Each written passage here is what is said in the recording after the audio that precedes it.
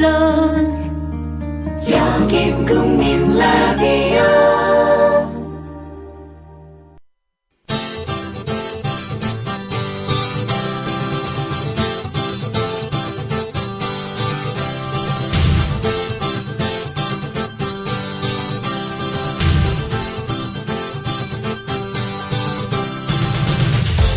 투박하지만 정직하다.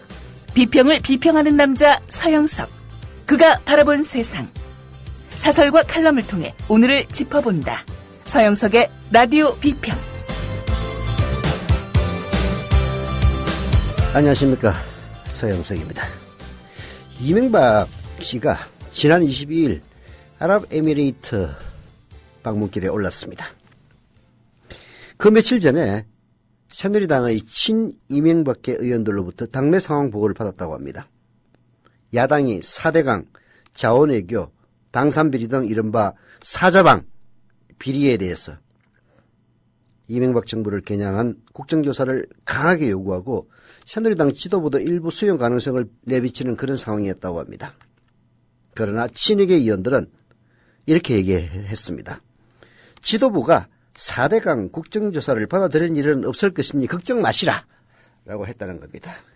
이명박도 그래 그렇게 돼야지 라는 반응을 보인 뒤에 류우익 초대 대통령실장, 곽성전 전 미래기억위원장과 2박 4일 일정으로 아랍에미레이트행 비행기에 올랐다고 합니다. 친이계 의원들이 4대강 국정조사는 없을 것이라고 전했던 것은 새누리당의 원내 지도부와 조율을 거친 결과라고 합니다. 친이계는 이렇게 주장해 왔습니다. 4대강 사업은 이명박의 대선 공약이다. 처음부터 이것을 실패로 규정해온 야당 요구에 맞장구 치는 건 안 된다. 라는 의견을 현재의 새누리당 지도부에 강하게 피력했고, 그리고 새누리당 원내 지도부는 이것을 받아들였다는 거죠. 이명박 주변에서는 더 이상 침묵하지 않겠다는 강경론도 고개를 들고 있다라고 합니다. 친이계의 한 중진 의원은 4대강이든 자원외교 등 전직 대통령 망신 주기를 위해 국조를 한다면 당의 분란이 클 것이다. 또 다른 측근은 그동안 박근혜 정부의 안착을 위해서 발언을 자제해왔지만 상황에 따라 더 이상 침묵하지 않고 할 말을 할 것이다. 이렇게 말했다고 합니다. 이명박은 지금 회고록 작업을 하고 있다죠. 이상하게 이것은 한겨레신문의 오늘 보도를 제가 인용을 했던 건데요. 저는 이 보도를 보고 정말 웃었습니다. 아니 4대강 비리든 방산 비리든 비리가 있으면은 당연히 국정조사를 하는 겁니다. 야당이 요구했다고 해서 그것을 받아들이지 말라고 요구하는 것 자체도 웃기고요. 그렇다고 그것을 또 받아들이는 새누리당 원내 지도부도 정말 웃깁니다. 게다가 더 이상 침묵하지 않겠다. 대통령 망신 주기를 위한 국조를 한다면 당의 분란이 클 거다. 해고록을 쓴다. 이건 명백하게 박근혜 정부에게 협박을 하는 겁니다. 그런 협박에 넘어가서 4대강 비리를 하지 않게, 4대강 비리 등 사자방 비리에 대한 국정조사를 하지 않겠다고 새누리당 원내 지도부가 약속을 했다면 그것이야말로 이명박 정권이 박근혜 정권의 청취를 위해서 뭔가 부도덕한 불법적인 일을 했고 그것을 빌미로 협박 공갈하는 것이다라는 세간의 의혹이 사실로 드러나게 될 뿐이라는 사실 명심해야 될 겁니다. 라디오 비평 시작합니다. 함께하고 계신 방송은 정치평론가 서영석 미디어 협동조합 이사장이 진행하는 라디오 비평입니다. 이웃나라 일본 연금제도는 어때? 2012년 기준으로 일본은 모든 국민에게 기초연금 77만 원을 지급하고 노동자에게는 별도로 후생연금 208만 원을 주고 공무원들에게는 공무원연금 282만 원을 지급한대. 그럼 국민들에게는 기초연금 77만 원에 208만 원을 더해서 285만 원을 주는 거네. 그렇지. 일본은 공적연금만으로 노후생활 70%를 책임져 주는데 우리나라는 사적연금과 국민연금 모두 합해서 노후생활 보장률이 30%밖에 안 돼. 그래? 우리나라와 일본 차이가 많이 나네? 국민 여러분, OECD 국가 중 공적연금 수준이 가장 낮은 나라가 일본입니다. 공무원연금을 낮출 게 아니라 국민연금을 공무원연금 수준으로 높여야 합니다. 공적연금 강화, 국민 여러분과 함께 만들어가겠습니다. 전국 공무원 노동조합. 지상철 조합원 신청 광고입니다. 강화대교 앞에서 개념 부부가 만드는 개념 곰탕, 연지연 곰탕. 연지연이란 가마솥의 장작불로 온종일 구워내는 곰탕을 서로 나누어 이어지는 인연이란 뜻입니다. 연지연 곰탕이 민주주의를 열망하는 조합원 여러분과 국민의 건강을 책임지겠습니다. 곰탕 포장 판매는 한 팩 800g에 7,000원이며 7팩 이상은 무료 배송으로 드립니다. 연지연 곰탕은 강화대교 입구에 위치해 있습니다. 단체 주문 예약 및 포장 주문 전화번호는 010-7252-1114, 010-7252-1114, 031-989-9968. 조합원 단체 예약은 10% 할인해드립니다.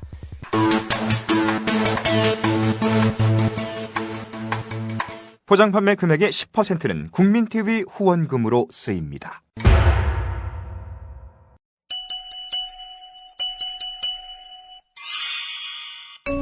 안녕하세요. 기생충 박사 서민입니다. 개미 몸속에 창형흡충이라는 기생충이 살고 있었습니다.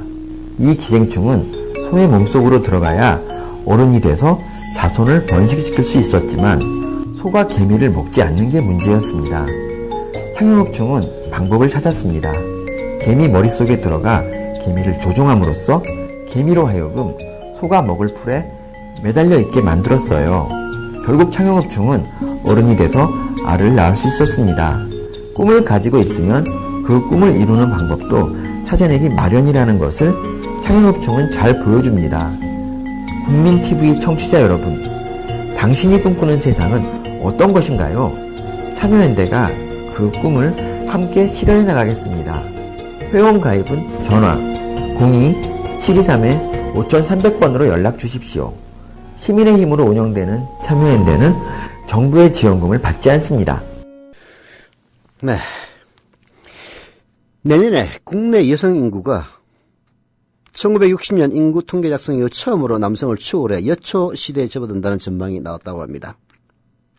통계청의 장래 인구 추계 결과인데요. 원인은 저출산과 고령화 때문입니다. 출생 성비는 지난해 기준 105.3으로 여전히 남아 출생이 많습니다. 남아 선호 사상은 여전했어요. 남아 출생 비율은 더 높습니다. 그런데도 불구하고 여초가 빚어지는 이유는 세계 최저 수준의 출산율 때문에 고령 인구의 비중이 급속하게 늘고 있는 가운데 여성의 기대 수명이 남성보다 길어서 빚어지는 현상이라고 합니다. 쉽게 얘기해서 애는 적게 낳고 그래서 거기에 적게 낳는 아이들 중에서는 남자애가 더 많지만은 고령화 현상 때문에 점점 수명이 늘어나서 고령 인구가 늘어나고 그 고령 인구 중에서는 여자들이 더 오래 살기 때문에 남자가 빨리 죽어서 여초 현상이 빚어진다 이런 이야기입니다. 참으로 무시무시한 미래에 대한 불길한 전망인 겁니다. 한국일보는 오늘 저출산 고령화 또 경고음 폭탄 돌리기는 안 된다는 사설을 통해서 이렇게 서두를 뗀 다음에 다음과 같이 현재 우리 사회의 고령화를 설명을 합니다. 저출산과 고령화의 경고음이 울린 지 오래지만 수치로 거듭돼 확인된 여파는 자목 심각하다. 2000년 고령화 사회에 진입한 우리나라는 2017년 고령 인구가 유소년 인구를 앞지르며 700만 명을 돌파해 고령 사회로 2026년에는 초고령 사회로 접어들게 된다. 인구 구조의 고령화는 성장률 하락과 복지 부담 증가에 따른 재정 악화 등 국가 경제에 심각한 영향을 끼치는 것은 물론 세대 갈등을 비롯한 각종 사회 문제를 심화하는 요인이 될 수 있다. 더구나 우리나라는 고령화 속도가 지나치게 빨라 대비책을 세울 시간적 여유가 절대적으로 부족하다. 우왕좌왕하다가는 국가 위기를 넘어 재앙을 맞게 될 것이라는 우려가 결코 과장이 아니다. 고령화가 진척이 되면은 사회를 고령화에 맞춰서 재편도 해야 되고요. 다른 무엇보다도 저출산 문제를 해결하기 위한 노력을 국가적으로 기울여 줘야 됩니다. 사회 환경이 양극화가 심화되니까 도저히 개인이 부모 역할을 할 수가 없다면 국가가 그 부모 역할을 대신해 주는 이런 식으로 사회가 전면적으로 재편돼야 된다는 이야기입니다. 박근혜 씨가 대통령이 될 수 있었던 것도 결국은 경제민주화와 복지라는 시대의 흐름을 지금은 100% 사기로 다 드러났지만 그때 당시에는 자기가 그런 일을 하겠다라고 공약을 했고 사람들은 그래 문재인보다는 박근혜가 더 약속을 지킬 수 있는 힘이 있지 않을까라고 생각해서 찍었던 사람들도 많이 있을 겁니다. 그런데 지금은 어떻습니까? 완전히 거꾸로 가고 있습니다. 우리보다도 앞서 문제를 겪은 선진국들의 경험에서 보듯이 저출산 및 고령화 대책은 말 그대로 국가의 백년 대계가 걸린 문제입니다. 하지만 박근혜 정부의 대응은 여전히 주먹구구식입니다. 장기적 전략 NO! 없습니다. 그러니 그나마 내놓는 정책들도 지속성, 효율성 떨어질 수밖에 없는 거죠. 존재감조차 없는 저출산 고령사회위원회 이런 위원회가 박근혜 정부한테 있다는 사실을 알고 있는 사람 있습니까? 없습니다. 존재감 없는 저출산 고령사회위원회는 정책 컨트롤 타워의 부재를 단적으로 보여줍니다. 2005년 대통령 직속으로 출범한 이 위원회 기획재정부, 보건복지부 등 14개 부처 장관과 민간 전문가 10명이 참여해 저출산 고령사회 종합대책을 수립, 조정, 평가한다는 기구이지만은 그래도 2005년이면 노무현 정권 시절 아닙니까? 이때는 미래를 위한 대비책을 위해서 이런 거 만들어 놓기라도 했던 겁니다. 그러나 박근혜 정부 들어서 공식 회의가 단 한 차례도 열리지 않았습니다.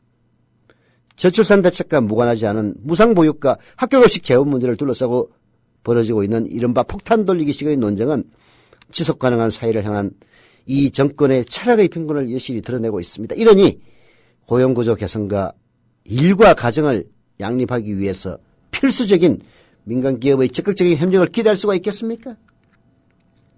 정부와 정치권은 유명무실한 컨트롤 타워부터 시급히 정비해서 중장기 전략과 단계별 대책 마련에 나서야 합니다. 최근의 복지정책 논쟁에서 드러났듯이 정책의 실효성을 위해서는 충분한 재원이 뒷받침돼야 합니다.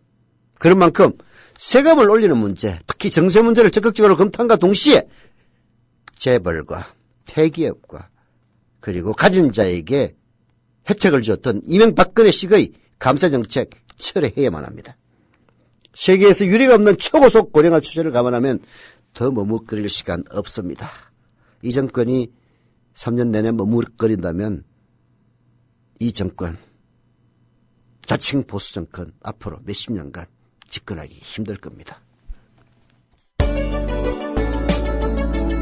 똑똑한 의료 소비자 되기 캠페인 윤훈기 치과의사입니다. 병원이 민간 자본을 도입해 영리 극대화를 추구하면 과잉 진료가 현재보다 반드시 더 심해집니다. 그렇지 않아도 과잉 진료는 현재 심각하게 사회 문제들을 유발하고 있습니다. 과잉 진료란 병원 이익을 위해 하지 않아도 될 검사와 치료를 환자에게 강제하는 비윤리적 행위입니다.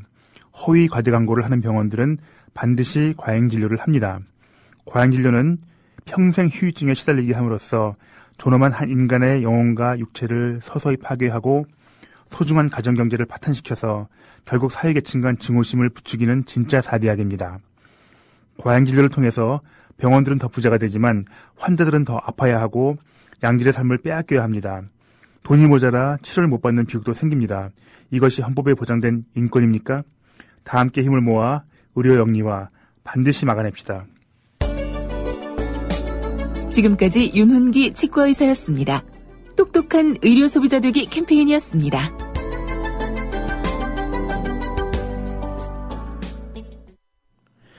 네. 해외에서 조합원 가입해 주신 조슈아 트리 1960님 조합원 가입 감사드립니다. 경기 구리시 경기 구리시의 박기행님, 그리고 광주 북구 망월동의 정산, 조용할 정자에다가 몇산자 정산님, 그리고 인천 연수구의 신재섭님 조합원 가입 감사드립니다. 그리고 부산 정치 토크 어제가 아니고 그제죠. 토요일 날 일부가 방송이 되던데요. 그 방송을 들은 생각 21님, 정치토크 부산편 잘 들었습니다. 더 많은 조합원 가입을 기원하면서 오늘 오자 정저합니다라고 써주셨습니다. 감사드립니다. 그리고 붉은 마늘님은 비가 옵니다. 오늘 월 사용료 1년치 내려갑니다. 서울에 전화하고 계좌 받아야지요. 늦어서 미안합니다. 라고 써주셨는데요. 미안하실 거 없습니다. 지금이라도 내주시면 좋습니다. 아까 얘기했던 거하고 같은 맥락인데요. 미국에서 결혼한 부부의 절반은 이혼합니다. 그리고 새로 태어나는 아이의 40%는 미혼모 자녀입니다. 준 카본 미네소타대 교수는 미국 사회에서 결혼은 지킬 수 없는 의무가 돼가고 있다고 진단합니다. 사실 결혼한 부부의 절반이 이혼한다면 결혼은 지킬 수 없는 의무라고 할 만합니다. 결혼이 자손을 낳고 교육하는 사회적 계약으로서의 지위를 잃고 정서적 경제적으로 믿을 수 있는 사람을 선택하는 개인적인 협상의 하나로 전락했다는 겁니다. 참, 경제적 편차가 큰 결혼은 어느 한쪽의 협상 실패로 여겨집니다. 말하자면 가난한 여자가 부자 남자와 만나서 결혼했을 때 부자 남자의 경우 협상에 실패한 겁니다. 거꾸로 가난한 남자가 부자 여자하고 결혼했을 때 그 부자 여자는 협상에 실패한 것이다 라는 것으로 여겨질 정도까지 됐습니다. 이 점을 감안하면 돈이 없는 사람들, 즉 협상력이 떨어지는 가난한 이들에게 결혼은 자신들이 지킬 수 없는 의무에 불과해진다는 것이 바로 준 카본 미네소타대 교수의 설명입니다. 한겨레 경제연구소 김혜성 연구위원은 오늘 한겨레신문 칼럼 국가양론에서 이렇게 설명을 하고 다음과 같이 이야기합니다. 결혼제도의 위기는 교육 문제와 직결돼 있다. 스웨덴 복지 모델은 낮은 출산율을 해결하는 데서 출발했다고 볼 수 있다. 노벨 경제학상 수상자이자 스웨덴 모델의 창업자 중 하나인 군나르 미르달의 초기 관심사 역시 저출산 대책이었다. 그는 국가가 부모를 대신해야 한다는 의제를 내걸고 아동수당, 주택보조금, 무상급식 등 광범위한 교육복지 정책을 주창했다. 당시 우파는 피임과 낙태 규제 등 강압적 출산 장려책에 매달렸고 좌파는 고용 경쟁 심화를 이유로 저출산 문제를 가벼이 여겼다. 미르달은 교육복지는 질 높은 고숙련 노동력을 공급하는 생산적 투자라며 반대자들을 설득했다. 스웨덴도 우파의 시각은 대한민국 우파와 별로 다를 게 없었습니다. 출산율이 낮아지는 것은 애를 안 낳기 때문이다. 왜? 피임 때문이다. 그리고 낙태를 하면은 규제를 해서 낙태를 못하도록 해야 된다. 이딴 식의 접근책을 썼습니다. 그러나 좌파는 왜 애를 안 낳느냐. 먹고 살기가 힘드니까 안 낳는 거다. 교육비가 비싸니까. 대한민국하고 똑같은 현실이었어요. 그래서 미르달은 그 해결책을 좌파적으로 접근을 해서 그래서 교육 복지를 통해서 애를 낳더라도 그 부모의 역할을 국가가 대신해 줌으로써 부모의 부담을 덜어주고 이를 통해서 저출산율을 극복을 했던 겁니다. 군나르 미르달 노벨 경제학상을 받았던 사람입니다. 미르달의 복지정책은 빈곤이야말로 또 다른 빈곤을 낳는다는 그 학문적인 문제의식과 맞닿아 있습니다. 미르달은 빈곤과 차별이 재생산되는 그 과정에 주목했습니다. 빈곤과 차별의 재생산, 대한민국 이미 그렇게 되고 있습니다. 가난한 사람은 돈이 없어서 과외를 못합니다. 그러니 좋은 대학에 갈 수가 없죠. 좋은 대학은 그야말로 비싼 돈을 들여서 사교육을 받은 사람에게 유리하도록 시험 자체가 그렇게 짜여집니다. 그래서 가난한 사람은 좋은 교육을 받을 수 없고 가난한 사람은 좋은 대학을 갈 수가 없습니다. 그래서 가난은 대물림을 하는 겁니다. 개천에서 용이 나지 않고 개천은 개천으로 끝날 뿐입니다. 미르달은 그런 과정에 주목을 합니다. 미국의 흑인사회를 관찰한 연구를 통해서 경제적 지위가 결국은 정치적, 사회적, 역사적 요인과 유기적으로 연관된다는 점을 입증하려 했습니다. 미르달이 아마 지금 연구를 했다면 대한민국 사회를 모델로 연구를 했을 겁니다. 흑인 사회와 다를 게 하나도 없어요. 한 가정의 경제력 차이가 결국은 교육과 취업과 결혼 등 사회적 지위에 유의미한 영향을 끼치고 이런 영향력이 강력한 재생산 구조를 갖는다는 겁니다. 즉 가난한 놈은 평생 그리고 대를 이어서 가난하고 부자는 평생 그리고 대를 이어서 부자가 된다는 그런 결론 입증을 하는 겁니다. 선거 때 복지공약을 쏟아놓았던 박근혜 정부가 요즘은 돈이 없다며 책임을 떠넘기고 있는데요. 능력도 없이 친권만 주장하고 아이의 양육권은 나몰라라는 나쁜 부모, 바로 박근혜 정권입니다. 박근혜 정권에게서는 능력도 없이 친권만 주장하고 아이의 양육권에 대해서는 나몰라라는 그런 나쁜 부모를 연상시킵니다.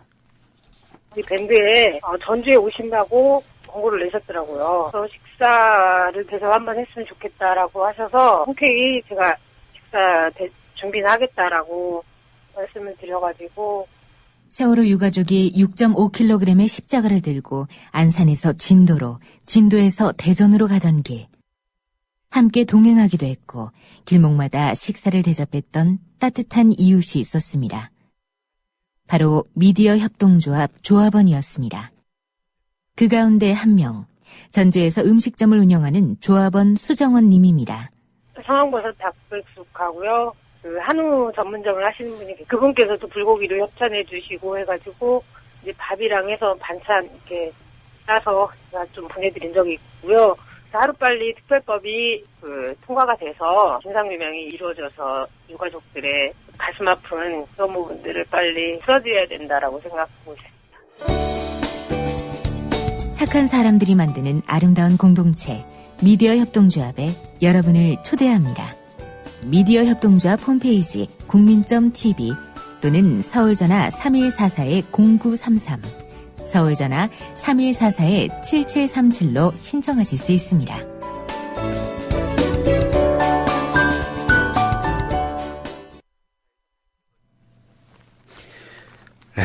광고하겠습니다. 오해석 생활단식 광고입니다. 저도 해봤는데 단식 어렵지 않았습니다. 많은 우리 미디어 협동조합 조합원들 해보시고 성공하셔서 몸과 마음 그리고 건강까지 좋아졌습니다. 오해석 생활단식의 특징은 생활 속에서 누구나 쉽게 도전해볼 수 있게 프로그램이 잘 짜여져 있다는 것이고요. 일상생활에 지장이 없어서 누구나 참여가 가능하다고 합니다. 문의 전화는 010-2013-8575 2013-8575이고요. 네이버나 다음에 오해석 생활단식으로 검색하시면 됩니다. 광고였습니다. 또 광고 있습니다. 이현곤 조합원의 탐나 오렌지를 소개합니다. 하우스 감귤 농사 경력 10년차의 노총각 농사꾼이 정성껏 재배한 감귤을 직접 판매합니다.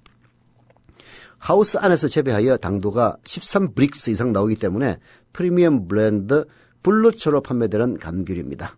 향이 좋고 과즙이 풍부한 신품종 감귤 레드향, 황금향도 있고요. 홈페이지는 탐나오렌지.com 네이버 다음에서 탐나오렌지를 검색하시면 됩니다. 모바일에서도 주문 가능합니다. 연락처는 010-2827-3917 010-2827-3917 전화나 문자 주시면 됩니다. 멘트 광고가 좀 많이 늘었죠? 감사드립니다. 야당 대표. 지금 비상대책위원회 수준이니까 별로 얘기 안 하고 넘어가려고 했는데요.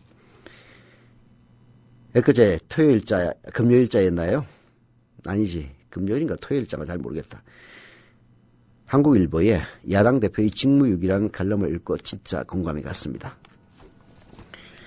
조선의 성군 정조는 비변사를 통해서 위로는 정성판서부터 아래로는 대거를 지키는 군졸까지 포함하여 국사를 맡은 모든 신하가 제각기 품고 있는 생각을 진언하라, 즉 말하라는 그런 교시를 내립니다. 한마디로 생각한 바를 가감없이 그리낌 없이 다 쏟아내려는 그런 명이었습니다. 자, 이런 명령을 내리자 실학자로 유명한 박제가가 올린 상소문이 걸작입니다. 성상께서 나라를 다스리는 동안 많은 제도가 정비됐으며 논쟁거리가 될 만한 일은 성상께서 반드시 먼저 실행에 옮겼으므로 드려야 할 말씀이 실제로는 있을 수 없다! 라는 식으로 서두를 박제가는 꺼냅니다. 그러면서 미치광이 장님처럼 당돌한 짓도 피하지 않고 한두 마디 올린다! 하면서 정책 제언을 하나, 글자는 그간에 행했던 정조의 정책은 미봉책에 지나지 않았다. 이런 식의 비판입니다.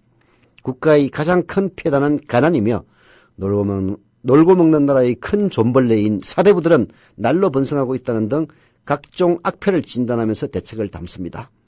정조시대, 대한민국의 이른바 계획군주 중에 한 사람을 꼽히는 정조시대에도 당시 기득권층의 사대부는 박재가의 시각에서 보면 나라의 가장 큰 폐단인 가난을 조장하는 놀고 먹는 큰 존벌레였다라고 진단을 했던 겁니다. 그때나 지금이나 참. 이 이야기는 북학의 돌베개에 나오는 이야기인데요. 그때가 언제냐? 1786년이고 정조가 즉위한 후 매진했던 지난 10년간의 계획은 미봉책에 불과하며 근본적 계획이 이루어지지 않고 있다는 박재가의 상소문을 읽고 정조의 심기가 크게 불편했을 것임을 짐작하기는 어렵지가 않습니다. 한국일보 정진학 논설위원은 야당 대표의 직무유기라는 칼럼에서 이렇게 얘기를 하고 지금의 야당 지도부를 질타합니다. 20일 여당 지도부와의 청와대 회동은 박근혜 대통령에게 참 편했을성 싶다. 이 자리에서 대통령은 공무원 연금 개혁과 FTA 비준 동의안, 민생 법안, 내년 예산을 거론하면서 경제의 제도약을 위해 적기에 처리됐으면 한다고 했다. 이에 김무성 새누리당 대표는 당에서 제대로 뒷받침을 못해 송구한 마음이라며 한껏 자세를 낮췄다. 개헌과 공무원 연금 개혁에서 청와대와 각을 세우던 얼마 전과 비춰보면 확 순치된 모습이다. 주호영 새누리당 정책위의장이 주요 법안 처리 현황 자료를 들고 간 걸 보면 당청 관계는 예나 지금이나 다를 게 없다. 박 대통령은 여야청 회동을 거절한 새정치민주연합 지도부의 부재에 대해 부탁을 좀 드리려고 했는데 안타깝다고 했다. 화기애애한 분위기로 묘사된 이날 회동에 참석하지 않은 문희상 새정치연합 비대위 원장은 지금은 여야가 청와대로부터 교시를 받을 때가 아니라고 했다. 말실수가 아닐까 생각한다. 군사 독재 시절에도 대통령과의 대화를 교시로 여긴 야당 대표가 있었다는 말은 들어보지 못했다. 물론 이를 교시로 착각할 국민도 없다. 문득 1년여 전의 일이 오버랩된다. 박 대통령과의 회동 자리에서 국정원 대선 개입 문제로 설전을 벌였던 김한길 민주당 대표는 많은 얘기가 오갔지만 대통령의 말에 정답은 없었다고 대놓고 비판했다. 정진학 논설위원이 이 얘기는 이런 겁니다. 대통령을 만나서 면전에서 쓴소리를 하고 얼굴을 붉힐 기회를 가질 수 있는 사람, 대한민국에서 야당 대표밖에 없습니다. 경제정책에서부터 인사실책, 4대강 자원외교 방위산업 등 이른바 사자왕 비리, 야당이 심각하게 보는 나란 일이 어디 한두 가지입니까? 덮어놓고 싸울 일은 아니지만은 대통령이 직접 듣지 못하는 이야기, 다른 생각을 생생하게 전할 기회를 차버린 것 아닙니까? 박근혜 대통령, 그때 여당 지도부에게 적절한 시기, 즉 적기라는 말로 다시 한번 연내 처리라는 데드라인을 제시합니다. 400만 이해관계자가 있는 공무원 연금 계획이 연내 가능한 일인지 의문을 표시하고 절차나 시기에 이의를 제기하는 것이야말로 야당 지도부가 할 일입니다. 아무리 뻔뻔스러운 대통령이라도 결국은 그 반대편에 서 있는 대통령이 오판하고 있는 민심을 전할 수 있는 사람은 대한민국에서 그나마 야당 대표밖에 없는데 교시를 받는다는 둥, 아니 거기 가서 누가 교시 받으라고 가라고 했습니까? 가가지고 좀 혼 좀 대라고 가라고 하는 것이지. 야당 대표의 직무유기 아니라고 할 수 없습니다. 스스로 불통을 하고서야 어떻게 조자령 헝클 쓰듯 하던 대통령의 불통정치 비판을 앞으로 할 수 있겠습니까? 대통령은 부탁하려고 만나자 했지만 야당이 생각하는 해안도 진지하게 들어보겠다는 취지가 거기에는 깔려 있는 겁니다. 설사 대통령이 그런 취지 안 깔고 했다 손 치더라도 가서 대통령을 닥달하고 오판하고 있다. 그리고 사자방 비리, 당신이 이건 관련돼 씻어진 게 없다면은 이거 계속 안고 가다가는 같이 동반자살할 것이다. 이런 쓴소리를 해야 될 사람 아닙니까? 문희상, 예나 지금이나 실망스럽게 짝이 없습니다. 조합원 여러분, 미디어 협동조합 국민TV 사무국장 조상훈입니다. 지난 1년 국민TV는 여러분의 출자금으로 운영됐습니다. 라디오 방송을 유지하는데도 돈이 들 테니 월 조합비를 받아가라고 재촉하는 분들도 계셨습니다. 하지만 그럴 수 없었습니다. TV 방송을 시작하고 받는 게 도리라고 판단했기 때문입니다. 어려운 재정 상황을 무릅쓰고 마침내 2014년 4월 TV 방송을 시작했습니다. 이제 국민TV의 지속과 확장이 필요합니다. 여러분의 월 조합비 납부가 있어야 가능한 일입니다.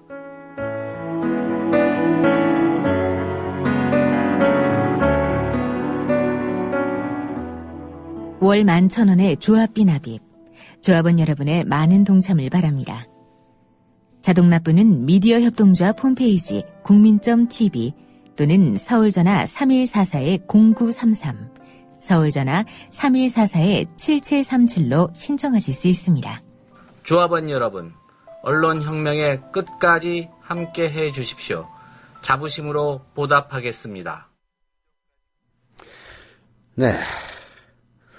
조상훈 국장의 멘트 광고까지 나오네요. 예. 걱정이 많습니다. 미디어 협동조합 조합은 28,000명 이상 거느리고 있는 큰 협동조합입니다. 어렵다고 절대 망할 수가 없는 그런 곳이긴 하죠.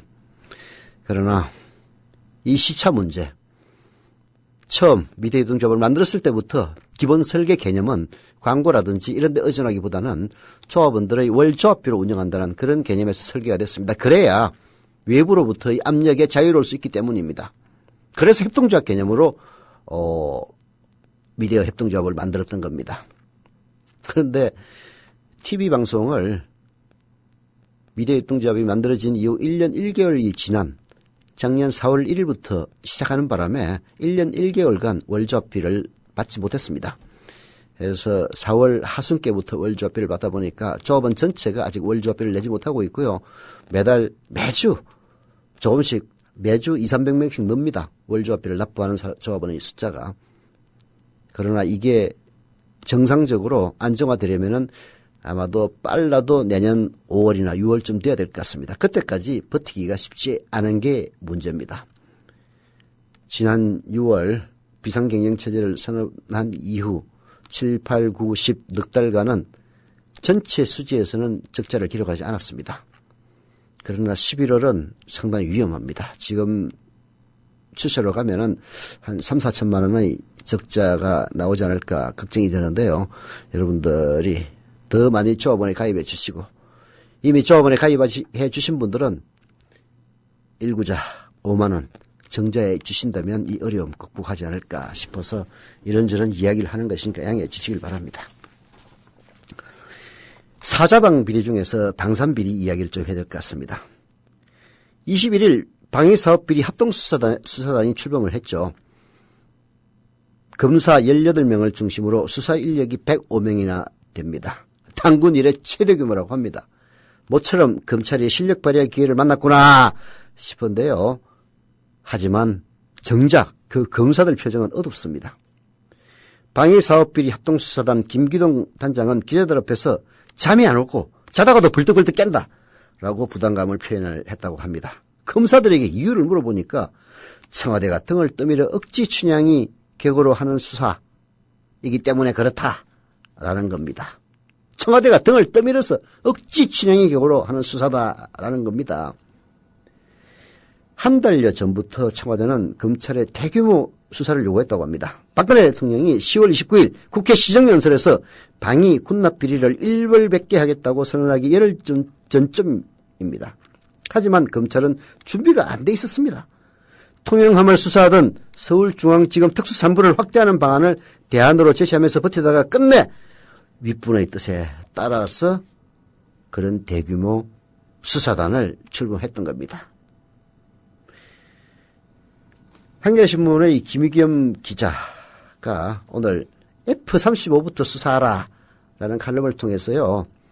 방위사업 비리 그야말로 청와대의 등 떠밀림에 의해서 캔다고는 하지만은 한계가 분명하다는 점을 설명을 합니다. 청와대가 밀어붙인 이유는 알 길이 없다. 하지만 이런 식이라면 수사가 실패할 것이라는 점만은 분명히 알 수 있다. 방위사업 비리의 큰 손은 미국 군수업체들이다. 그리고 그들의 한국 쪽 파트너는 정권 실세나 고위 장성이다. 그런데 이번 수사에서 비행기, 군함 등의 대형 무기는 아예 수사 대상에서 빠져 있다. 미국과의 사법 공조는 시도조차 하지 않고 있다. 삼성, 현대 등 국내 재벌 계열의 방위산업체도 수사 명단에 오르지 않았다고 한다. 주로 국내 중소규모의 산업체가 주요 대상이다. 소도둑은 놔두고 바늘도둑만 잡는 꼴이다. 7조 3천억 원이 들어가는 F-35만 봐도 의문투성이다. 스텔스 기능이 그토록 중요하다며 록히드 마틴을 협상 대상자로 선정했으면서도 정작 스텔스 기술은 넘겨받지 못한 이유는 뭔지, F-35가 엔진 결함으로 불이 났는데도 미국이 문제점을 개선하겠다고 하니 믿고 따를 수밖에 없다며 선선하게 정식 계약을 체결한 이유는 뭔지 도대체 이해하기가 어렵다. 도대체 이해하기가 어렵죠. 왜 그렇겠습니까? 방위사업 비리의 큰 손은 미국의 대형 군수산업체입니다. 그 한국 쪽 비리 파트너가 누구겠습니까? 정권 실세 아니면 고위장성일 겁니다. 그들과의 손잡음이 없이 그런 비리를 저지를 수가 없습니다. F-35 7조 3천억 원 들어갔죠. 김의겸 기자가 지적한 이 두 가지 사실만 봐도 정말 지나가도 속아 웃을 지경입니다. 스텔스 기능이 그렇게 중요해서 그야말로 한번 했던 걸 번복해 가면서까지 F-35를 파트너로 삼았는데 정작 스텔스 기능은 넘겨받지를 못합니다. 그리고 엔진 결함으로 불이 나도 미국이 고치겠다고 하니까 뭐 그대로 따를 수밖에 없지 않느냐. 이딴 식으로 유야무야 넘어갑니다. 록히드 마틴과 그리고 그것을 받아들인 한국 정권 실세 고위장성들과의 어떤 유착관계가 있길래 이런 어처구니없는 일이 벌어지고 있겠습니까? 그거 검찰이 수사할 것 같습니까? 한겨레신문의 박힌 기자가 취재한 걸 보면요. 전시작전 통제권 전환 재연기와 관련이 있는 것으로 F-35 수준은 보인다라고 한겨레 박힌 기자는 취재했습니다. 근데요. 그게 다일 수도 없습니다. 아마도 또 다른 요지경이 있을 겁니다. 경차인 스파크 가격이 요즘 1,200만 원 정도 합니다. 이거 하나 장만하는데도 여모저모 다 따져봅니다. 계약을 했더라도 고속도로를 달리다 불이 났다는 보도가 나면 해제해야 될 겁니다. 그런데 그보다 1만 명이나 비싼 비행기를 한꺼번에 40대씩이나 사면서 엔진에서 불이 났다고 하는데 미국이 고친다고 하니까 뭐 계약해야지. 이런 호인이 어디 있습니까? 그런 호인이 왜 있겠으면 뭔가 기름칠이 돼 있다는 그런 의심 떠칠 길이 없습니다. 게다가 록히드 마틴 어떤 데입니까? F-35 전투기 하나만을 지원하는 미국 의회 의원이 39명이나 됩니다. 록히드 마틴을 비롯한 미국 군수처들이 고용한 로비스트만 해도 1,000명이 넘습니다. 록히드 마틴은 1970년대 서독, 이탈리아, 네덜란드, 사우디아라비아의 정치계에 뇌물을 뿌리다가 들통이 난 전력이 있습니다. 일본 다나카 총리가 구속된 것도 바로 그 여파입니다. 방산업계에서는 무기 로비스트들이 총 사업비의 1 내지 3%를 커미션으로 생기는 것으로 보고 있습니다. 7조 3천억 원짜리라면요. 2%만 잡아도 무려 1,400억 원이 넘는 커미션을 받습니다. 이걸 가만히 놔둘 리가 있겠습니까? 요즘 어떤지 모르지만 예전에는 이런 노래가 있습니다. 소령 중령 대량은 근총 도둑놈 뭐 이런 노래가 있습니다. 소위 중위 대기는 깡통 도둑놈이고요. 1병 2병 상병은 누룽지 도둑놈이란 말이 있습니다. 아마도 쫄병들 눈에 별들은 보이지 않으니까 소장 중장 대장은 빠졌을 겁니다. 하지만 이들까지 포함시킨다면 소장 중장 대장은 비행기 도둑놈이라는 말이 들어가지 않았을까 싶습니다. 이번 수사로 영관급 장교들이 줄줄이 구속될 겁니다. 하지만 장군들 몸통은 놔두고 깃털만 잡아들인다고 불평할 겁니다. 청와대 밀어붙이기 수사. 그러니 청와대가 책임져야 합니다. 참. 이번 수사가 생색내기 수사, 보여주기 수사에 그치지 않으려면 F-35 등 미국 무기 도입과 관련된 일체의 자료를 검찰에 넘기는 것부터 시작해야 합니다. 라디오 평 오늘 순서 여기서 마치겠습니다.